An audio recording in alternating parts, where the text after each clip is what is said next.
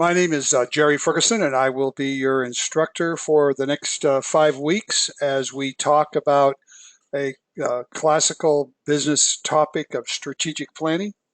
I look forward to working with you all before. I believe this is the first time I've been with this cohort, and uh, I will go ahead and proceed. I'm looking at some messages that I'm getting right now. Uh, okay, yes, and I see the message from Matthew. Okay, so let's get started. First of all, just to give you a little bit of background, let's talk about the course in general. We'll be meeting for the next 5 Wednesdays, and it looks as though the schedule is pretty clear from that perspective.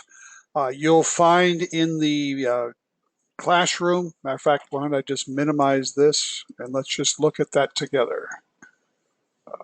Stop showing. Okay, here's the classroom for this course. You should be familiar with the general setup that is used for most of the classes, or I think are pretty consistent.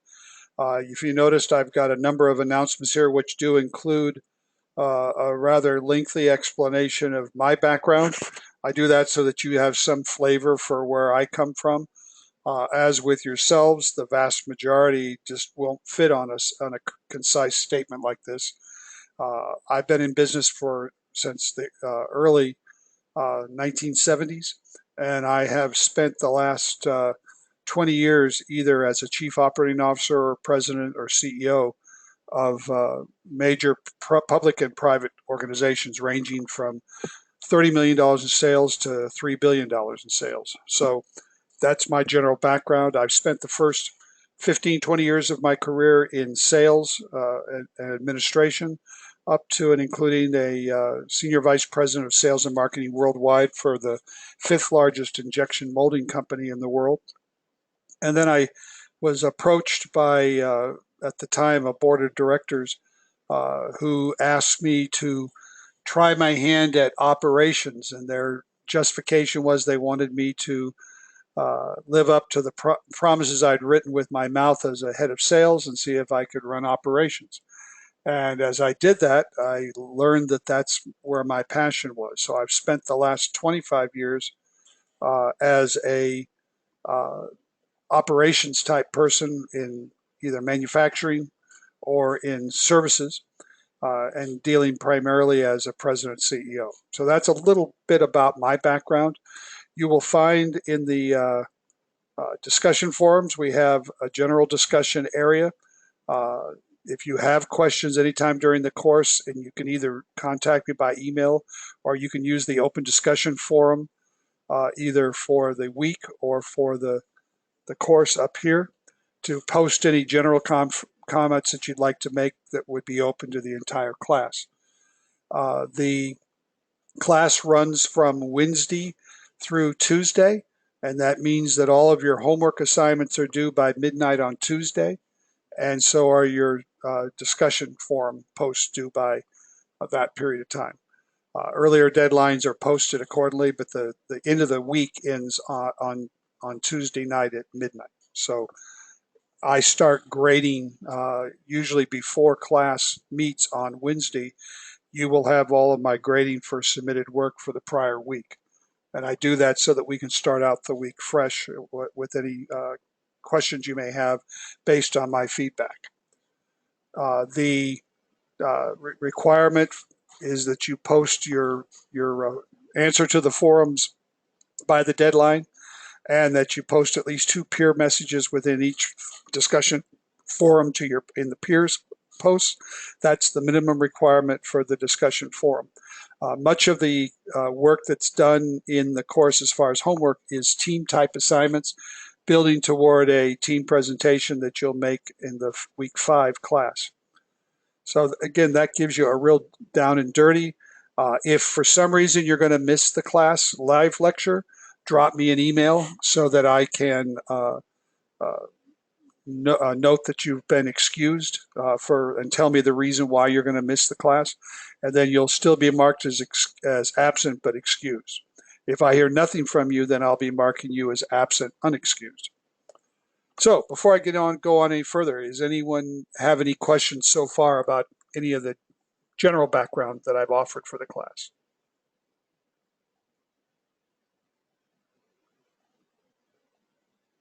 Okay, no questions? All righty, then let's move along.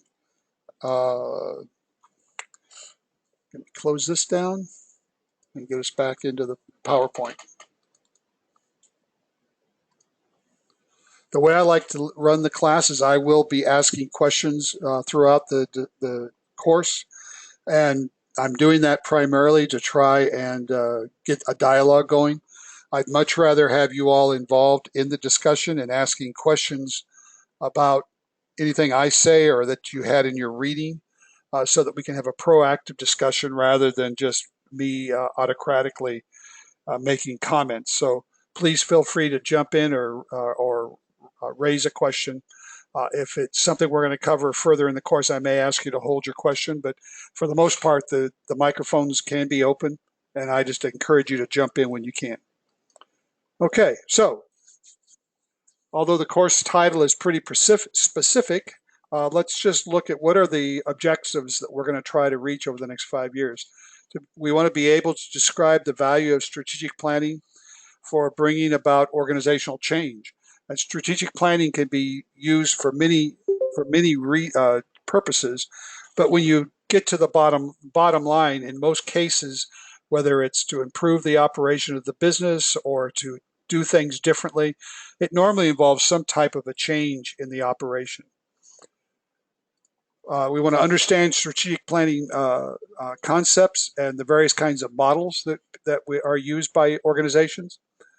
We're going to be able to identify the various strategic planning roles that qualified professionals may encounter in the workplace. So how you may in fact see it. And one of the things I'll be asking you throughout the discussion is how you see it play out in your workplace, so that we can share some alternative examples. We want to be able to understand the planning, coordinating, assessing, facilitating activities that are required to develop a strategic plan. So we'll be discussing those, and then be able to identify the implementation and development of action in support of a strategic plan. So these are the core objectives of the course that we'll be working on over the next 5 weeks. One of the things that people need to understand that in strategic planning is that the whole concept of strategic analysis and planning our operations is nothing new. It's not something that came about in the last 20 or 30 years. It's something that we've been doing in business for centuries. Even the English, the Europeans, the Orientals, they all did some type of strategic planning of some nature in most of their businesses. What's changed is the tools that we use and the way that we integrate them into our business.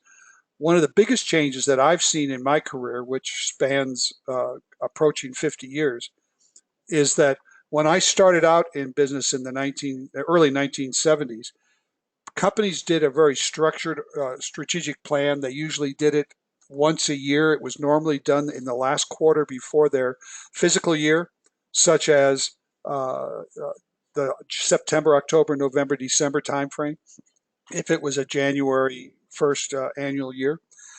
And it was something that the organization either did top down or bottom up, depending on their mentality and their philosophy. And then it resulted in normally a 4 or 5 year strategic plan. And then it went into a nice, pretty book that everybody said, this is what we're going to do. They stuck it on their shelf, and then they proceeded to run the business for the rest of the year. And depending on the individual, they may or may not ever look at it again until the end of the year. And then come the following year, what we did is we pulled that off the shelf, dusted it off in most cases, and we would look at the one year that was 4 years or 5 years out. We'd drop off the year that just finished, and we'd add the new year in there and any tweaks that might have been caused.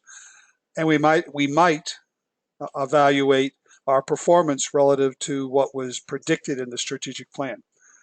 My experience was that the majority of the companies in those days did not do a significant job of of assessing their strategic plans and determining whether or not they had accomplished them. What companies did were not necessarily directly tied to the strategic plans that they had on the shelf. They were normally done to justify and satisfy bankers and investors, and because somebody had convinced leadership that it was a good thing to do. But it wasn't uncommon that people didn't know what were in them and didn't read them other than to generate and create them. Over the past 40 years, what's evolved is we rarely do them for 4 and 5 years in most businesses today. It's very common for them to be less than 2 years. There are corporate organizations that do them in less than a year. At a minimum, they're doing them annually, and they're used to drive a strategic direction. They're usually integrated into the day-to-day activity of the business, and we now use things like bench marks and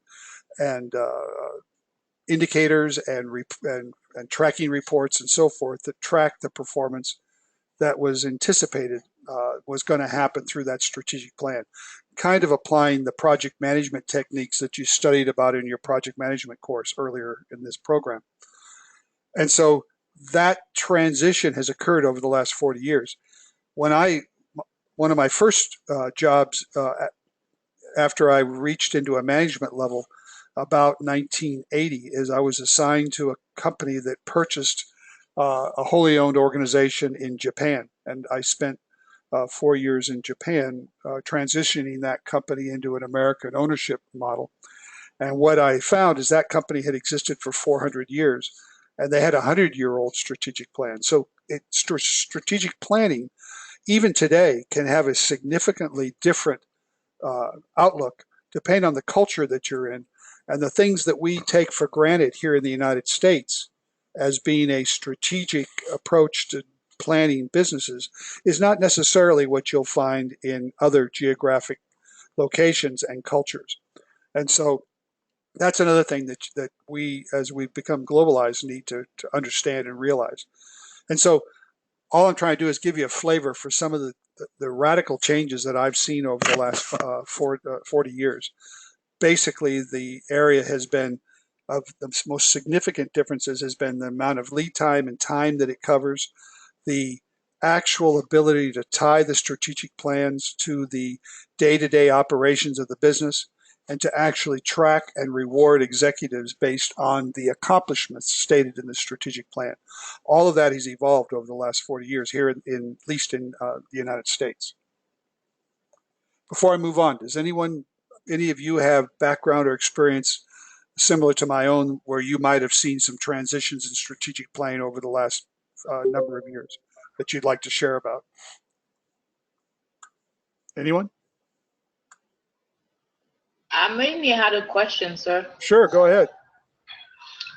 This is Judith Antoine, and I have a military background, so I just wanted to see if I could put it into perspective, or you could put it into perspective for me, because strategic planning in military tends to be so straightforward. Mm-hmm. How do you compare that to business? Not having a business background, trying to put it into focus, trying to understand both sides, I guess. Sure. So I understand one side, but I'm trying to put it into a way that I could understand the business strategic planning. Sure. First of all, to qualify my comments, as my resume would show, I did 30 years active and reserve in the Navy. So I retired as a Navy captain, or depending on your branch, the equivalent of a bird colonel. So I've done both sides. So I'll try to correlate. Much of what the military does in a civilian perspective would be thought of as tactical planning rather than strategic planning. The military tends to use the term strategic planning in a much broader sense than they do in business. In business, we would think more of it as tactical versus strategic. The difference being that the tactical plan is the activity that is carried out in order to accomplish the strategic plan, and it's normally in a time frame less than the 1 year. And so the tactics that you carry out, and even when I was on active duty in the Navy, we used to use tactical and strategic, but tacticals were things like a war plan versus a strategic plan. But in generally speaking, in business, when we talk about strategic planning, we're talking about what do you expect or want the business to be in a future at a future point. Because we mostly think in realms of 1 year, most companies think about 1 year from now. So what does the company and what does leadership anticipate the company's going to look like 12 months from today? And what are we going to do as a company to achieve that objective, that look, and how are we going to deal with our direct competitors? And so your strategic plan includes things like how are we going to grow our market share? How are we going to improve our profits? How are we going to grow our size? And in not only how are we going to do that, but what activities are we going to carry out that will address what our competitors are going to do to keep us from achieving those objectives. In a military sense, the strategic plan tends to be the operational plan that we are going to use to achieve either a mandate from the Defense Department or from the legislature to achieve that mission. So they tend to be more mission oriented in the military, focused on we're a battle group and our job is to protect the South Pacific, and we're going to be, and our tactical weaponry is X, and our the people that we're defending against is Y, and how do we get that done? And so, from a business perspective, it's not a great deal different, except that we're not worried about an enemy per se.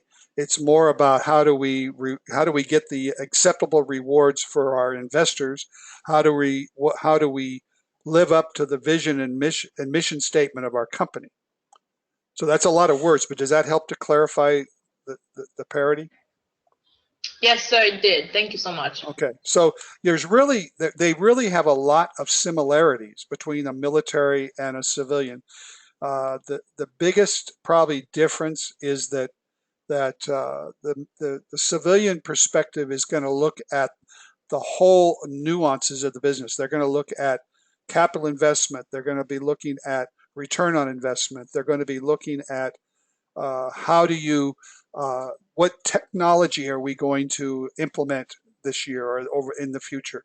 Where are we going to invest our dollars? What kind of people should we hire and how should we train those people? Those are the kind of things that we think about in a strategic business plan.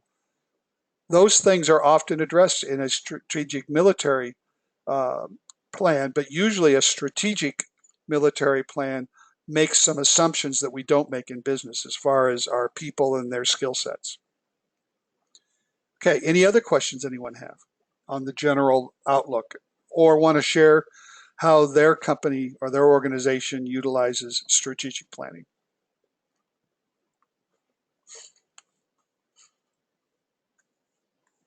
Okay, well then we'll move along.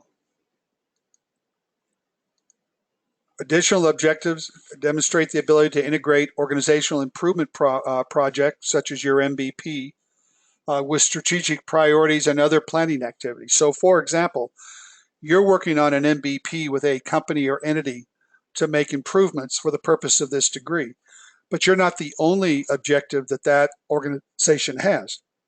So a strategic plan would look at all the various projects they're working on and help the organization to set priorities and to understand where to assign resources. Understanding the criteria for effective mission, vision, guidance, principles, values, statements, and be able to conduct analysis on a real world example. So one of the things that we're going to be talking about in this course is how do mission and vision statements impact strategic planning and value statements. And we'll be talking about that over the next few weeks. And then, whoops, I jumped around there. Demonstrating the ability as individuals and the teams to collect data. Part of a strategic plan is you do collect data throughout the year to evaluate your strategic plan and to assess it. We do that often with organizations, with tools such as SWO SWOT analysis. And we'll be talking, and you'll be experimenting with that during this course, and be able to create goals and SMART objectives, and we'll be talking about that as well, that incorporate systems of thinking, specifically balanced scorecards and those type of strategic statistical analysis that allow us to evaluate our organizations. At the end of the course, you should be able to work with knowledge of strategic planning concepts and tools, and we'll be able to engage them in the advocacy and advising to your organizational leaders as they proceed through their processes. And then you'll deliver a master's business plan that's aligned to your sponsor's strategic and mission priorities, demonstrate practical applications of strategic planning concepts, and be able to apply in a diverse environment, and you'll be doing that through the homework that we're going to be doing in this course. We've talked about the objectives. You should, by this point in the course, have reviewed the syllabus. In the syllabus, it provides you with all the assignments and timelines. If you have any questions about those, I'll be offering that for discussion at the end of the class this evening. And you can always drop me notes. The text is referred to there as well. Individual team and individual assignments. The first 4 weeks of lecture, webinar instructions are provided, and then in lesson 5, you and your teammates will be providing your team presentation that you'll be working on through this course. We'll actually present them in the course.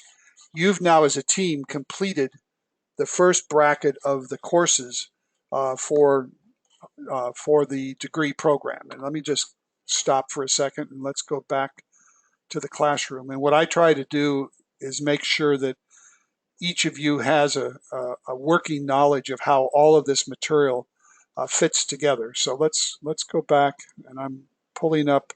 Let's move this over here. And what I'm going to do is I'm going to pull up your degree schedule. Let me see where it is here. Here we go.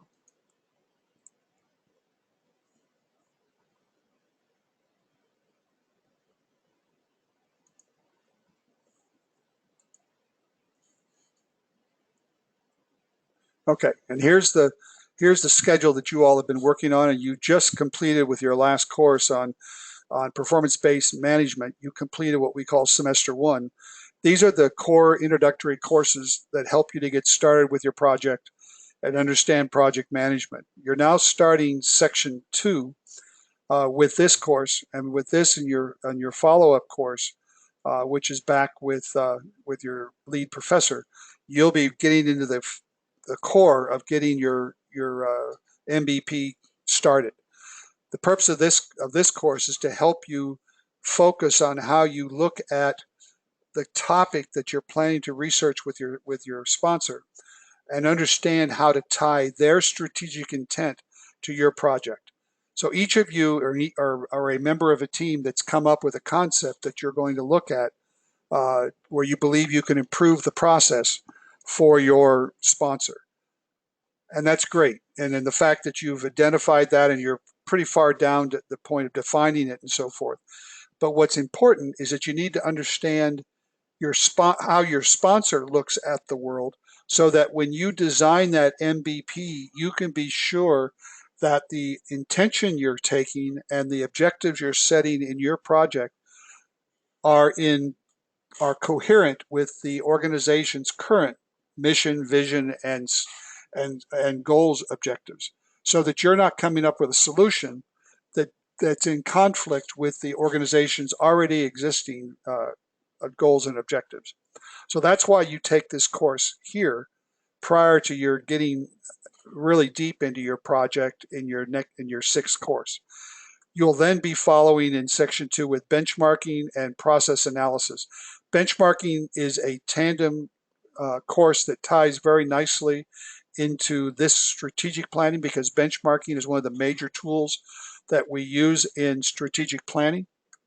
And then the assessment aspect is critical, because that's where you're going to learn the tools that allow you to gather the data from your case study and come up with a legitimate solution for the project.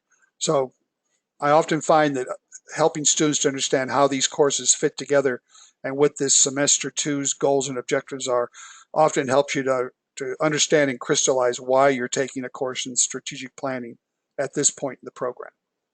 Any questions on that before I go back to the PowerPoint? Okay, let me get that back up. All right. So strategic planning protocol rules in an internal external consulting. So what we're trying to say here is in your project, you're kind of playing the part of an internal external consultant or a black belt or a strategic planning department member who is going to look at your project. So look at your team's projected issue that you're trying to resolve. So what you're all doing is you're almost acting like an independent consulting group or a black belt group or an outside observer that's looking at this problem on behalf of your sponsor.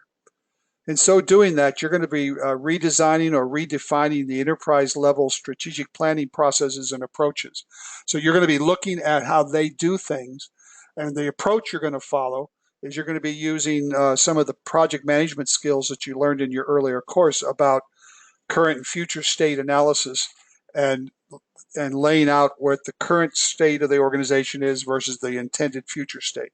And so that's what we mean by redefining the enterprise. You're going to look at the way they do whatever it is you're looking at, and you're going to redesign that. You're going to, as a team, you're going to conduct a SWOT analysis within your team, and you may involve some of the people that work at the company as well. You're going to be step assessments. You're going to be using data analysis and developing input from strategic planning teams. And you're going to be pulling that kind of analytical data together to be able to develop a plan for your project. You're going to organize and facilitate strategic planning sessions at multiple levels using various quality-related tools. So normally what happens in these projects as you move into your next phase is you're going to start meeting with your sponsor. You're going to meet with your champions. You're going to meet with the people that work within the organization that you've chosen as your partner. And you're going to start asking questions and analyzing strategically what they do and what they want to do using the tools that you'll be learning over the next, and you have learned and will be learning over the next 6 months. And so that's what we do as a strategic planning process. What we're trying to do in that process is you're trying to gather for your a knowledge and understanding of how the organization perceives itself, how they perceived the problem that you've addressed, and what their strategy would mean as far as a solution. You're going to start by looking at the organization's strategic statement. You're going to look at their mission statement, their vision statement if they have one, their values statement, and you're going to see whether those statements are realized in the problem you're looking at, and you're going to use those to kind of help guide you as you start looking for solutions. You don't want to come up with a solution that is in conflict with the value statement of the organization or with the mission statement of the organization. The strategic planning process guides teams in developing and deploying action plans. And so as you do this, develop your strategic intent, part of that is you're going to develop a project plan, which is going to show how you're going to achieve the objectives that you set for yourselves for your project, and how you're going to deploy those changes into the organization by doing your beta tests and then eventually your mobilization plan. And so as you move through the balance of this degree program, you'll be developing these segments of your final project. You'll be advising the senior leadership on quality-related problems and projects in support of the strategic plans and goals and objectives as they apply to your MVP. So when you go in and you start explaining to your sponsor and to the leadership of your organization as to why you're taking certain steps in your strategic planning process, and you'll be tying those back to the goals and objectives to show them that you're in fact being strategic. You'll be identifying the business impacts of current strategic planning activities, especially any gaps or opportunities for improvement. So as you do your project investigation, you're going to do or have done a current state analysis, which is to define exactly how your process currently operates within the organization or the company that you're planning to improve. And then you're going to do a future state assessment based on this strategic planning and your operational investigation. You're going to do a future state assessment. The gap between that current state and future state is what we mean by a gap analysis or a gap situation. That's the activity that needs to take place to move that organization from its current state to a future state. As you get to the point in your project where you've defined that gap and you've identified it and you'll then come up with a plan to show leadership how you're going to address that gap. You will again tie that back to their current strategic environment and their current mission and vision statement to show them that your recommendations are consistent with the goals and objectives of the organization. Part of that process is you'll also establish quantitative performance measuring methods that will allow you to measure success not only at the end of the project, but as you move through the project. Because one of the things that you and your team have to be able to prove in the final presentation for graduation is you've got to be able to prove that the organization realized gains and improvements in your perceived area of improvement. You can't just say we think they will. You have to be able to show they did. So that means that through this process, you'll be developing ways to measure that success.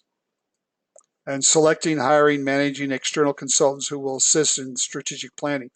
That's something that takes place in most companies when they develop a strategic plan. It doesn't necessarily apply to your project, but one of the things that we do in strategic planning is we decide whether or not we need an external consultant to help us do our strategic planning, and they often come in and assist and develop a strategic plan. So it's not uncommon for companies to either hire people specifically to do it or to bring in a consultant. In fact, I've done that as a consultant myself with several large organizations, including the state of Texas, to go in and actually act as a third party to manage the strategic planning process for them. And then align, integrate activities, resources, subordinates, planning activities throughout the organization to ensure that the goals and objectives of the organization are consistent with the strategic planning process. So in strategic planning, that's one of the things we're doing. We're aligning activities, we're assigning resources, we're assigning funds, money, people, things, time to the strategic process so that we can ensure that we're meeting the goals and objectives of the company at the same time that we're also making sure that we're not wasting resources or doing things that are not in combining with the strategic plan, with the intent of the company, with their strategic project or plan that they've set for themselves. So in a strategic planning portfolio, when you're doing that, you're always making sure that the activities you're planning for the future remain consistent with the strategic plan. If in the event of doing all of this research, and if you were doing a strategic plan for your organization, you were to identify that, let's say, due to a competitive environment, that something in your strategic plan was no longer valid, that you were going to have to introduce a new technology or go a different direction in the marketplace, then in this process, it would not be uncommon for the consultant or for the team to bring back to leadership and say, we need to reevaluate our current strategic plan due to the fact that we found these things going on in the marketplace. And again, that's a very common occurrence, and that might lead to a strategic directional change of the organization and a modification of the strategic plan as a whole. So these are the kind of things that take place during any project where you're trying to develop a strategic plan. And as I've tried to also show you where it could be utilized also in your MVP. Okay. and then be in charge of principal advisor to the strategic plan organization. So if you're in charge of the strategic plan, then you tend to also then be the advisor that, to the board and to the director or to the president of the company to help them understand how that's going to affect the organization. Okay. Other roles that you could see if you were brought in for to do strategic planning was organizing members. You might be asked to provide an SME input or participate in a catchball, and we'll be talking about those later in the course, activities, working on action as an action team. So often, if you're brought in as a strategic planner, either as a consultant or as an employee, you often operate throughout the company as an SME to try and teach people how to do strategic planning. As the leader or the head of a company, they're often responsible for conducting their own strategic planning. So often, if you're a CEO, when I was CEO of my companies, uh, starting the strategic process was my responsibility. I provided the vision of where I saw the company going in the future to my leadership team and to the consultants, and then they developed the strategy based on that vision. But the vision had to start at the top. In your projects that you're working on as an MVP team member, you'll be identifying and evaluate current strategic planning capabilities within the champions organization. So one of the things you'll be doing early on as you're trying to figure out your projects is you want to find out whether that your organization has a strategic planning capability. Is there a department or an individual or group of individuals who's responsible for the current company strategic plan?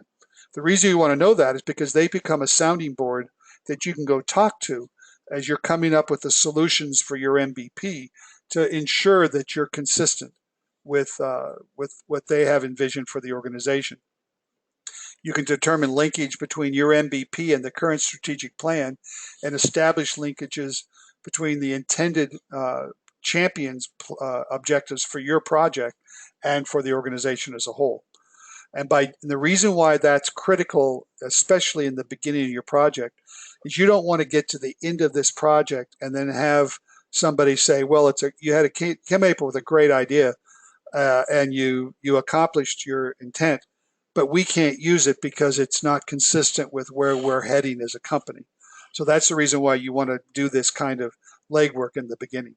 You identify the schedules and resources and implementations of your MVP relevant to the organization's planning process. So if you're going to need resources from within the company to do your beta test and to get your internal tests done for the purposes of proving out your MVP, then you've got to make sure that the organization's aware of those resources and that you're not in conflict with the current organization's plans for those individuals.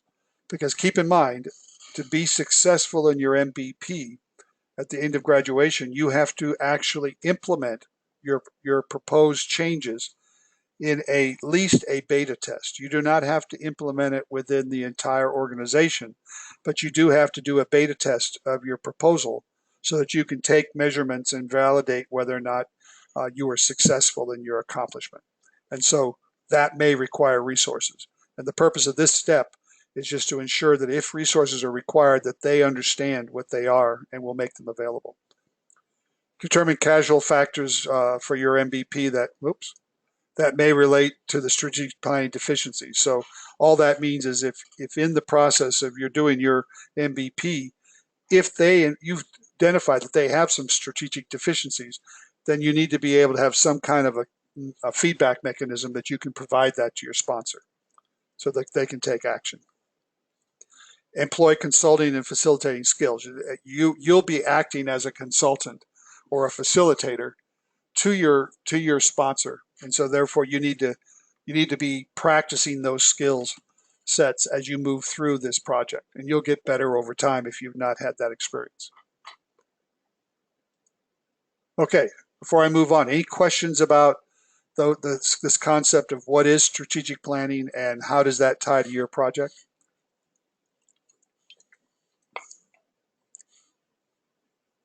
Okay, then we'll move on. All right, so what's planning? It's devising a scheme for doing or making or arranging something differently. It's the design of a desired future or effective way of bringing it about. So those are two definitions. Another might be defining the important objectives an organization needs to achieve or determine, and determining how it plans to achieve them. So these are some examples of what planning is. Strategic planning is a type of planning, but at the end of the day, it's planning. And so it's important that we understand what planning is and how it's important to an organization. Planning is action oriented. It is decision oriented. It is not just capturing data. It, planning, and especially strategic planning, means that you are planning for action. It is action oriented, and it is result oriented. The future is the neighborhood you are going to move into. Wouldn't you want to check it out before you occupy? So that's the whole concept of strategic planning. We know the future is different than it is today, and we're trying to perceive it so that we can plan and understand what it's going to be like, and then plan to reach it in the most productive manner in which we can. So strategic planning is about change. It is an inherent process that identifies where an organization must focus, its mission, where it must be in the future, its vision, and how it intends to get there through its goals and objectives. Strategic management is the development, deployment of strategic plans throughout an organization, the use of performing measurements to assess process again against the planned goals and objectives, and to use performance information by organizational leaders and managers to make decisions. So strategic planning is all about change and how we make that change fit our mission, vision, and goals and objectives. The management concept is how do we deploy that strategic plan so that we meet those same goals and objectives.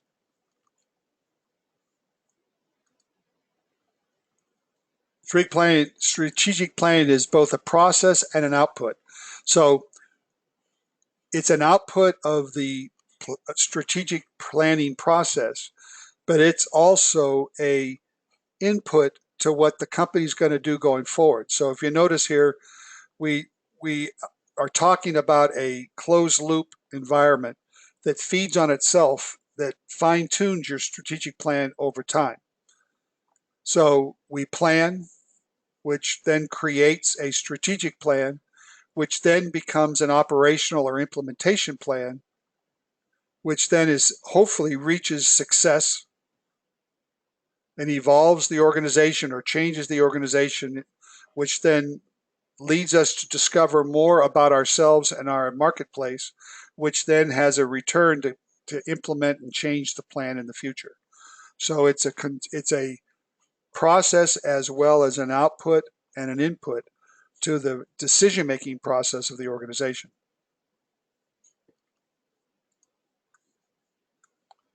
So methods of generating strategic plans. Well, one option, as I shared, is the boss can write one. So I can sit down and, as a CEO, and I can write a strategic plan, hand it to all my people, and say, go forth and multiply. Another is the higher headquarters parent organization provides it. So a senior staff, or if you're in a division, it might be your headquarters. A strategic planning department, or a design internal employee group that develops the strategic plan. Bottoms up, working from the bottom workforce and fine-tuning it up to the top. Hiring third-party consultants or SMEs to develop the plan on behalf of the company, or to lead the development on behalf of the company. Using someone else's plan. You might have a sister division that in another part of the country that does the same thing you do, and you get a copy of their plan and you just tweak it and modify it. Ad hoc committee development, you just create an internal committee that develops one. Formal process using multiple integrative steps that lead to a strategic plan. Collaboratory development by senior level managers. Stakeholders, employees, customers, senior leader, collaborative development, and all or none of the above. So this is just a an attempt to show you that strategic plans can come from almost anywhere. It really depends on the culture that you're working within and the type of leadership style that your organization has that will determine what kind of methodology is used. There are pros and cons to all of these. There has been a lot of literature written about each and every one of these, and some negative literature about one such as boss writing one. The concept being that you don't have your people buying into it because it's been dictated from the top. And then ones at the bottom, coming up from the bottom, I've heard and seen examples where you don't get buy-in by executives and leadership, so therefore it becomes a problem with resources and allocated resources and money and people because the bosses don't buy in and therefore it doesn't get done. So there's a whole myriad of them, and you may use a combination thereof. But this is just to show you that these are some potentials of where these plans can originate. The strategic plans as an entity can vary for many reasons. They help optimize organizational styles. So there's many. So one of the reasons why companies often do strategic planning, besides writing the plans, is that it allows them to optimize the organizational systems that they have. It provides focus and framework for improvement efforts. So having that strategic plan can allow companies to measure themselves and measure their performance to hopefully do continuous improvement as they move through their business cycles. Provide guidance for day-to-day decisions. As you're making a decision as a department head and you're trying to determine which projects to approve or which projects to fund, you can use a strategic plan to go back and look at and decide how to set priorities when you have limited resources. Provides a means for assessing progress. We can develop our indicators based on our strategic planning objectives. Establish priorities and methods for assigning resources. Most of us have limited resources. And this is one way you can establish how you're going to spend those resources. Facilitate consensus on values that will guide the organizational behavior. So setting those values. Facilitating ownership and buy-in within the organization. Using a strategic plan to achieve buy-in by leadership and by unions and by workers into the direction that the management's taking the company. And it helps to define and create that future vision of where that current state, the future state's going to look like, and how we're going to achieve that strategic direction. And then it provides a concise purpose for the organization. And survival, just challenges and seizing the opportunity. It gives you something to look through and to give vision to define what is it going to take for us to survive the future. All right, so this slide's trying to talk about why we need strategic planning in most institutions or organizations. Organizations and their environment evolve over time, so very few of them stay the same. So because of that, we have to have some process that allows us to evaluate current and future needs and to see what the world looks like. The business world of today is radically different than what it was 10, 15 years ago. Globalization has changed our business model dramatically in the United States. It may require new missions and require the addition of missions within organizations. Customers and market changes evolved with new expectations and requirements, new technologies, new models. Take time from firefighting to look at the big picture and challenge assumptions. I often tell people when I work with them on strategic planning that strategic planning is like working on the business instead of working in the business. The day-to-day work that we do in a business environment, we're working in the business. We're making the day-to-day operations of the business work. When we're doing strategic planning, we're working on the business. So we're more concerned about tweaking the business itself and where it's heading than we are the day-to-day operation. And it also allows us to divest organizations of non-value add activities. So strategic planning, one of the things we do in that is look at everything we do and decide whether or not there are things we do that bring no value to our organization. And if that's the case, then we start assessing those for either removal or for somehow controlling them. Because in any valued organization, whether you're profit or nonprofit, you should not be engaged in non-value added activity. At least it should be significantly limited.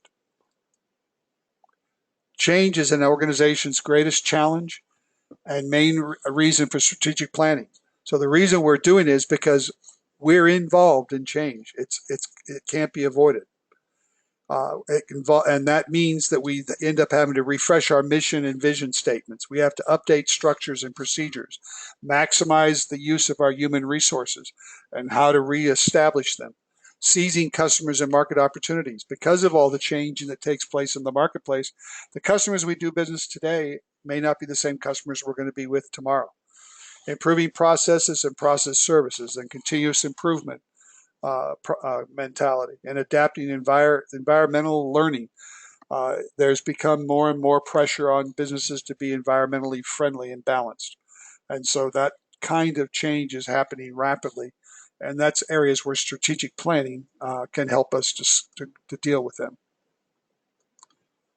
As far as opportunities or triggers that are engaged in, establish and stand up our new organization. So what we're talking about here is what are activities that happen in companies that might drive the need to do a renewed or restructured strategic plan. So you're establishing a new company, standing up a new organization or division, a merger or spin-off of a department or a business line from your company. If you're merging with a new company, I just did a merger for a company in the United States that bought a large company down in Mexico. And I helped them to merge those organizations together to deal with the differences in cultures, business cultures. Spin-offs or business line spin-offs can be critical because as those things are sold off, there may be facets and services and internal capabilities that go with it that impact the remaining business. Major shifts in mission are mandates. So it's shifting your mission. In the military perspective, if all of a sudden you're moved to a different theater, or you're made aware of a new threat from your standing theater, then you have to go back and strategically reevaluate your activities and your business, your war plans, based on that shift in the mission requirement. There's a lot of that going on currently, based on some discussions I've had with some of my old shipmates. There's a lot of that going on currently in the Pacific campaigns and areas and commands because of the impact things that are happening right now in China and Korea. The Chinese activity in the Japanese Sea and in the South Pacific, and the recent weapon activity with the North Koreans are significantly changing the mission parameters and battle plans that the Navy in particular had in those parts of the world, and they're all being rewritten at this time. Very similar type thing happens in business. If all of a sudden you have a dominant market in the United States, and a South Korean company enters the United States in your market segment, and they're very aggressive, and you've enjoyed basically an unchallenged mission position in the United States, you all of a sudden have to rewrite your strategic plan based on that threat. Downward spirals of performance as your businesses and some of your product lines become less productive or less profitable. You may have to replan your strategic plan. Modifying structures such as going from a functional to a metrics organization. Many companies are going through that kind of shifting currently, trying to deal with how to bring in new technologies more rapidly. Adopting new business models such as fees for services or shared resources are things that are driving changes today. Introduction of new competitors or technologies into your marketplace. When planning assumptions have changed, socio-political or things that you just made the foundation of your original strategic plan plan may change dramatically. I saw that happen with a lot of companies about 20 years ago when United Kingdom and the rest of the Europeans formed the European Union, and they took down those barriers. That had a significant impact on companies that had operating units in those countries and had a competitive advantage because of the national barriers. I was running a division for a large packaging company in England. In France, back in the 80s. And their major competitive advantage was the fact that the French regulations didn't allow packaging to come over the borders. So by being in the country, we were able to compete more effectively because we were making the products in France. When the EU came along, that strategy went away. When leadership transitions, you change your chairman or your board, or you change your president. That's a trigger for looking at strategic direction. In response to organizational assessments, when satisfaction with the status quo isn't good enough. These are all triggers that if those things are taking place in your parent company or organization, they should be looking at whether or not they need to be updating or revising their strategic planning opportunities. As far as strategic planning activities should be tailored, in a high competitive dynamic environmental strategic planning may require constant attention and have shorter timelines for development through development opposed to the true organization in more of a strategic situation opposed to, okay, so what this is trying to say is that strategic planning activities have to be customized and optimized when you have a very high competitive marketplace or you have a rapidly changing environment where timelines are short fused and you have limited time frames to be able to respond to competitive change. When you're in that kind of an environment, then these strategic plans tend to need to be customized or tailored for your operating environment. In small organizations, more informal, less structured strategic planning is often needed. They need to be more agile rather than structured. In geographically dispersed companies, large organizations that are all over the world often have to be able to have tailored strategic plans because the plans that they had in the United States will not work in Indonesia or will not work in Japan. And so therefore they have to be customizable for either the geographic locations or the company as a whole. Each organization requires tailored strategic planning approaches appropriate to their business situation, organizational culture, and external environment. And so those will require us to customize them. As a change agent, identify those unique factors. More to come in later. We'll discuss that later in this class. As far as a change agent, what do we need to do to make these strategic plans unique so that they meet the specific needs of our employers? This is intended to show the difference between a strategic plan versus just planning in general. So on the left-hand side, you have the characteristics that often are involved in strategic planning. They tend to be top-down.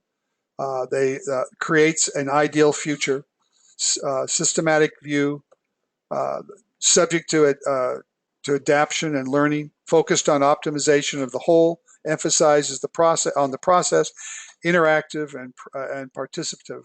So people are getting engaged and they're involved in it. General planning, on the other side, tends to be staff generated. It's not top down. Extends the present. So when we're doing standard planning, we're dealing with today, not tomorrow. Functional view, functional and statistical, focused on sub-optimization of parts or departments or work cells or centers, emphasizes the planning and documenting, and is reactive rather than proactive. And basically those are the differences. So planning tends to be what we do to get our day-to-day work done. Strategic planning tends to be when we're looking at the future. Okay, before I move on any further, I'm going to take a breather for a minute. Anyone have any questions about anything we talked about in the last few minutes? So just a comment. Uh-huh. Just a comment. Mm-hmm. We have our teammate, our team leader for Team Aircraft, Matthew Fountain. Yes. You might want to type up the questions if you like type up for him because he's deaf, I think. Right. So yeah, so I've been typing him, asking him if he had any questions. So just an FYI, Okay. I guess. Good. Yeah. What we're doing is this whole presentation will be available to you all audio for. They're going to have it typed for him for text. And then what I was going to propose at the end of the class this evening was to let him know that if he has any questions relative to the lecture, he can write them to me by email or whatever, and I can respond to them individually. Roger that, sir. That's Right. a good copy. Yeah, because it's a little difficult to do the lecture and follow the chat at the same time, especially trying to type. It's hard enough with my dyslexia. It's hard enough to read the screens and also type at the same time. And if you all see me jumping around on some of the words, that's the issue. I am a recovering dyslexic, and I can explain that at some future point too. All right. So as far as strategic planning and this whole concept of the NGS systems approach to planning, we're the NGS approach that you're using for your MBP has been designed on the assumption that it's a system holistic view of your project and of your sponsoring company. It's a closed loop evaluation and feedback is occurring. So you're dealing in a closed loop environment, working with your sponsor and getting feedback from them and their employees as you work through your project. Your drivers are determined and based on performance metrics often that are already being used by your organization, but they also may be developed by your team as it relates to the project. You're focused on implementation, not just development. So because this system requires you to arrive at a beta test, you're involved in not only developing a recommendation and a proposal, but you're actually going to implement it and see the results. And then institutionalizing, not a one-time event. So one of the things that you'll be doing in the final course of this program is the proposal that you're going to make to the sponsor. Part of it's going to involve recommendations for follow-on once your team disbands and leaves, as to what they need to do to implement your final changes and to ensure that they stay in effect once you're done. So that's what we mean by institutionalizing. Leadership driven collaborative development. So you're going to be you're working with their leadership and you're working as a collaborative group to achieve a strategic direction for the company. Strategic planning often drives other planning processes other than just the strategic plan, but strategic plans should drive the alignment of all your planning activities. So what this basically means is that your human resource capitals plan, which is usually that which the companies develop to determine how they're going to staff and develop their employees and evaluate them, they're often tied directly into the strategic plan. And as with project management, there's normally a human resource element to the implementation plan of a strategic plan. Facilitation plans, the facilities plans, the factories, the facilities that the company owns, those plans are normally driven by the initial input of the strategic plan. Acquisition and supply management plans decide on what they're going to buy, both as far as competitors and or materials, are normally driven by strategic plans. Business development and marketing plans, budget and financial plans, department business plans, process improvement plans, which includes your MVP, which is in fact a process improvement plan. PMO and project planning are all driven, and then IT technical plans. These are all examples, capital investment, they're all examples of plans that almost every entity has. In the military, they're called slightly different terms, but they accomplish the same primary objectives. And all these plans are ultimately driven by the strategic plan.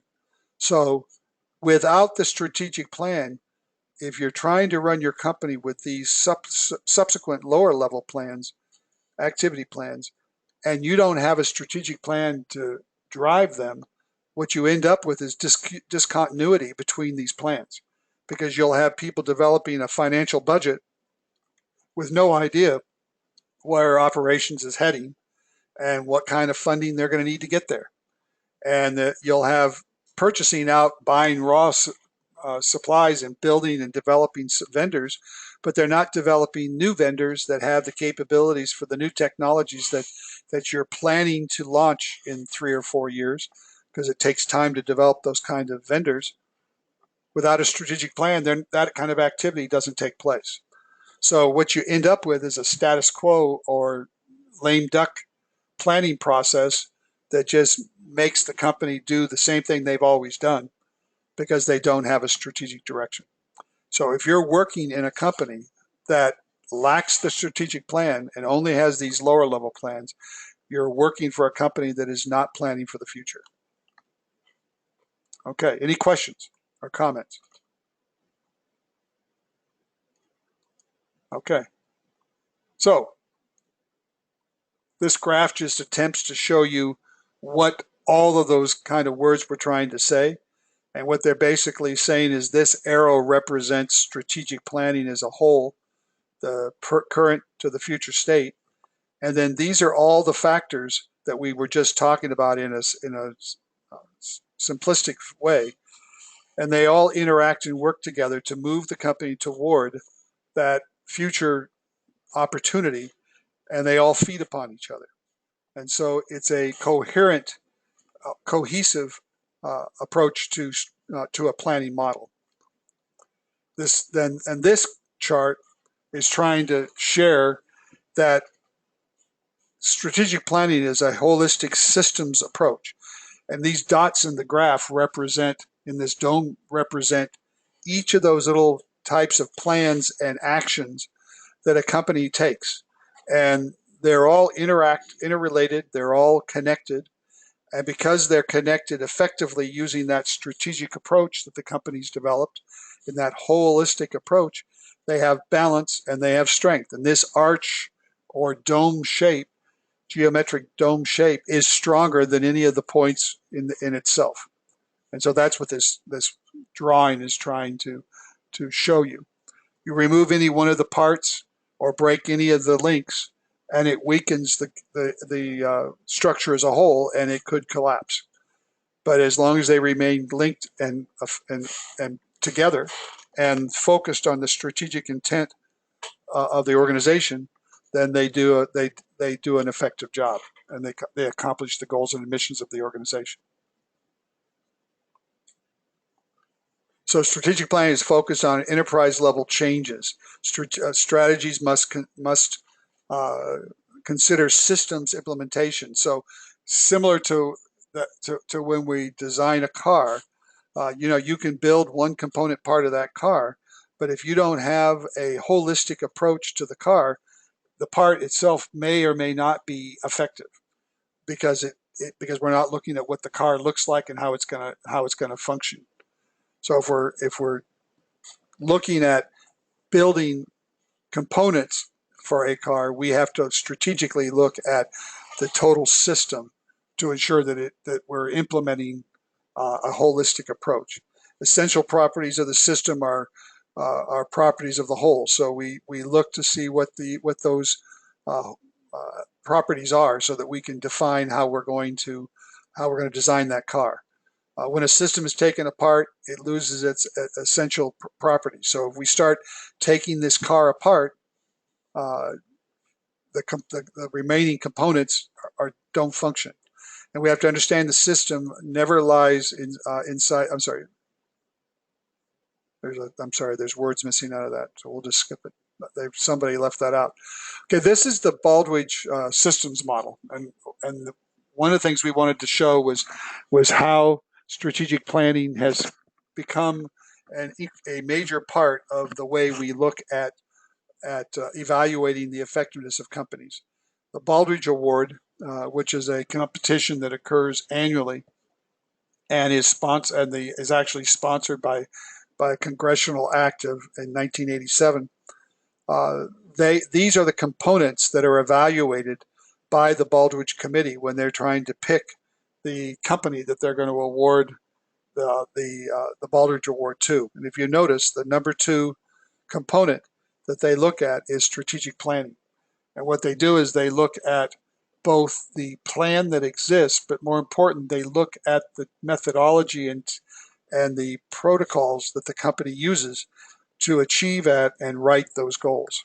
So strategic planning is a critical foundation of the Baldrige system. And that's just simply to show that it has evolved in the United States to the point where strategic planning is critical to an organizational success.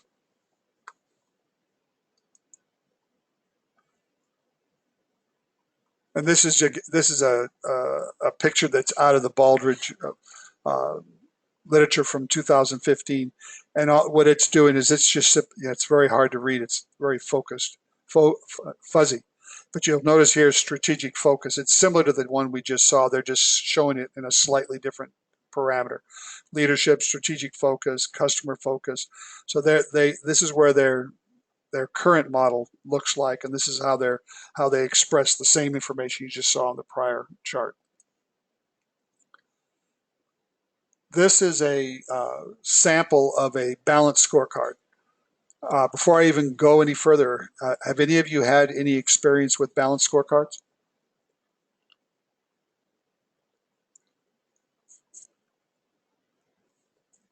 The reason why I'm asking is just so I know how much depth I should go into. Okay, I'll assume none. All right. We talked early on about the fact of having ways of evaluating and measuring performance. And what has been developed in the marketplace today is an approach that this happens to be the one that comes out of Baldrige and out of Six Sigma and that whole approach to business analysis. And what we're trying to do is we try to come up with what we call indicators, measurements that allow an individual and a company to assess performance over time of the organization. And so in the case of the balanced scorecard, we look at the assumption is that finance, customers perspective, learning innovation perspective, and internal process perspectives, that these 4 indicators that you see on this balanced scorecard are the 4 key elements of the strategic direction of this company. And so what they do is they look for objective measurements and target measurements of a financial nature that they will use in this area to evaluate the performance of the company. And these will be usually 2, 3 at the most indicators that measure the financial strength of the organization as far as its strategic direction. And then underneath the customer perspective, they do the same thing. They'll pick the ones that measure success as it relates to the customer, internal processes, and then innovation, learning, whatever in this area. Those indicators are then physically put on the sheet, on the scorecard in this fashion. And then every month, usually it's a monthly measurement, those measurements are taken on the organization and provided to leadership. And then over time, we track performance based on what happens to these indicators. And so this is just simply a sample of the structure. But the balanced scorecard then becomes the infrastructural way that we look for the way a company is performing and whether they're doing well. And you can see down here, it tells you that Norton and Kaplan are the source for this original model. And you'll read about this in your reading this week. So I would encourage you to make sure you get that reading because it'll give you a little bit more detail. These are developed by companies. They're unique to companies. And what goes in these boxes are specifically unique to the way you plan your project or plan your company. But it's just to give you an exposure to what a balanced scorecard looks like. For every complex problem, there's a clear and simple answer, and it is always wrong. And I don't know how many times I've had people come to me and tell me that, oh yeah, there's a real clear and simple answer to this. And what this quote is saying is that 9 times out of 10, if not the majority of the time, those simple answers are wrong. That it isn't simply a simple, complex, non-complex answer. If it was so simple, we would have thought of it. So let's look at examples of practical applications of a system of thinking of strategic planning.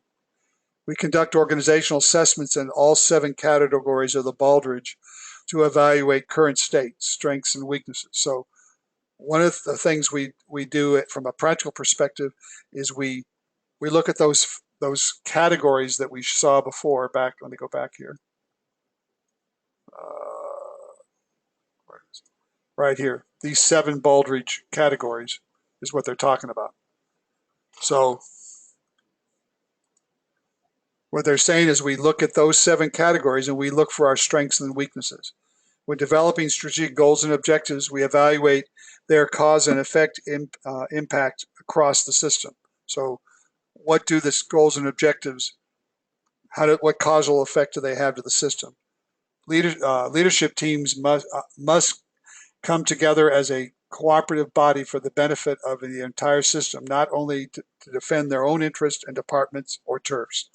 So we evaluate whether or not the teams are working cohesively. Strategic planning must reflect strategies that balance the needs of different stakeholders, balance short and long-term challenges and objectives. You can't have a strategic plan that only takes care of one part of the organization. Senior leadership's role. Strategic planning is the responsibilities of the system's owner. So whoever that is, whether it's the CEO,